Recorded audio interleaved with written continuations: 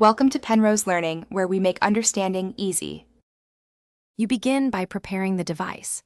Charge the Moto Edge 40 Neo to at least 50% or keep it plugged in while updating. Connect to a stable Wi-Fi network because large downloads, often around 1 GB, are involved. This prevents interruptions and data overages. Once done, make sure you back up essential data, photos, messages, and settings, to the cloud or a PC so you can restore if anything goes wrong. Now, go to Settings to check for the available system update and tap Download.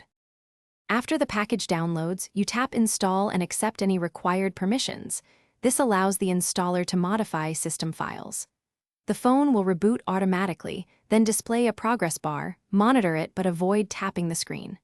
While the system applies updates, do not power off the device, eject the SIM, or interrupt the battery. Interruptions can corrupt the install. If installation takes longer than expected, be patient. Some updates optimize apps post-reboot, which can extend time by several minutes. When the update finishes, follow the on-screen setup prompts and verify the Android and security patch levels in settings. This confirms success. Restore your backups and open key apps to ensure compatibility.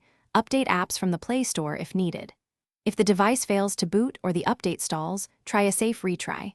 Power off, boot into recovery, clear cache, then reboot. If that fails, use Motorola's official update tool or contact support. These steps recover a corrupt install without data loss in most cases. Thanks for watching. If this was helpful, leave a like and consider subscribing. See you next time.